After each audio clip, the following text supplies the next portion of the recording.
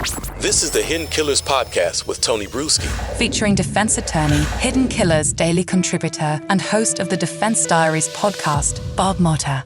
Richard Allen's trial getting closer and closer. We'll see if it takes place or if there's some sort of continuance. Who knows at this point? Anything is possible.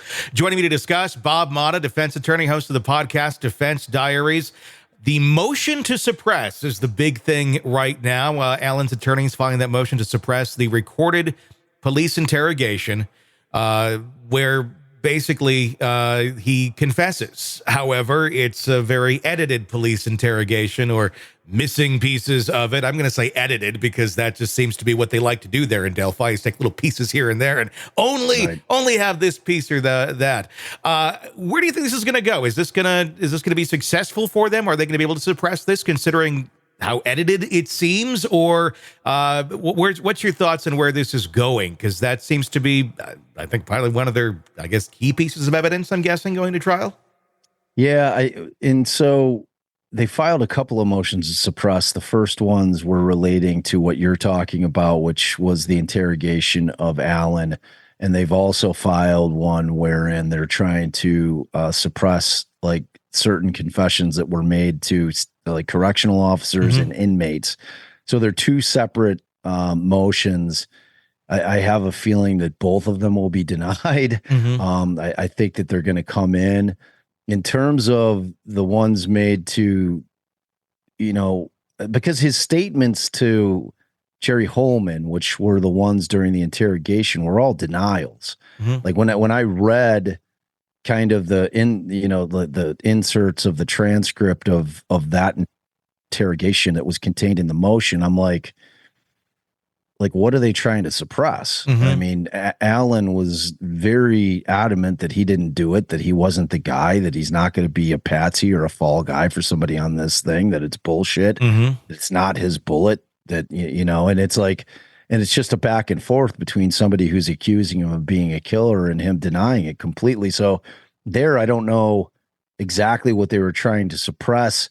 I have a feeling that it may have been the defense wanted that getting out to the public so the public could see that from the moment that Rick Allen was taken into custody, that he was absolutely denying any involvement with this adamantly, which he is in those little excerpts.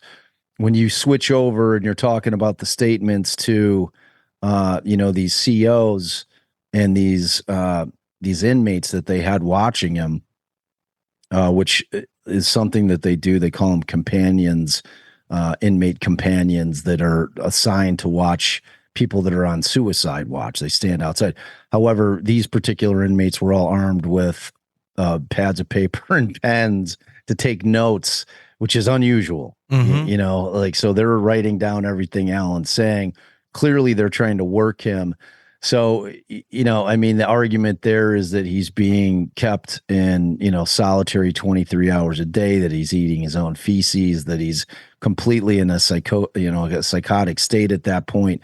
And then he's making these rambling confessions, some of which we saw, and that they were things that don't add up to what we know that the crime scene is, talking about how he shot one of the girls in the back and how he sexually assaulted one of the girls. And we know that those things are not factually accurate. So in terms of like those things coming in, I don't know that they damaged the defense at all anyway. I mean, that's what, if you're the defense, your greatest hope is that you're able to establish, look, like my guy was out of his mind with psychosis at the time. And, they were coercing him and suggesting things to him. And, this is what he said, but like none of what he said fits the facts of the case. Yeah. And like in his mindset, he's not going to be in a position to be able to like cleverly think 3 steps ahead and say, oh, well, I'm going to come up with incorrect, factual scenarios as to what really happened at the crime scene. So it makes it look like I'm not really, confessing to anything. Like I think that those are helpful, frankly. So again, from both the state and the defense side of cases, not just Delphi, but like every case, I mean, there's a massive game of chess that's being played. And in terms of getting things out to the public so that it gets reported to the press, so it then theoretically can make it to the jury pool in order to try to kind of soften blows of things that may be out there. And like everyone's been talking about these confessions for a long time. Everyone knows that Alan made some kind of statements to his wife and his mother about being involved in these killings. And this could be because the defense has no illusions that Gull is going to grant either of these motions. Sure.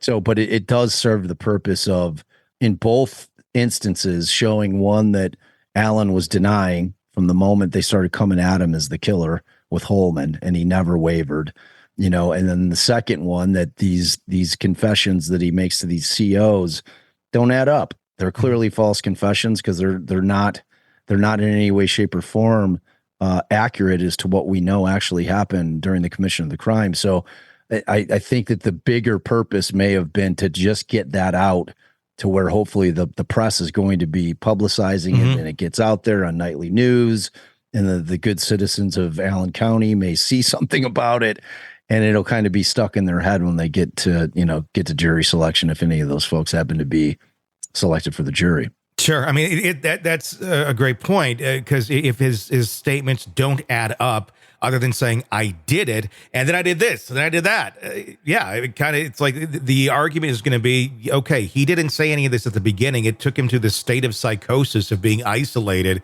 and in this state that this is where he went to, that he did make those sort of statements. Sick of the ads? We are too. Start listening with no commercials now and get access to all of our episodes in advance of everyone else. Become a True Crime Today Premium Plus subscriber on Apple Podcasts. Search True Crime Today Premium Plus on Apple Podcasts or go to our podcast page and sign up now. True Crime Today Premium Plus. Sign up now.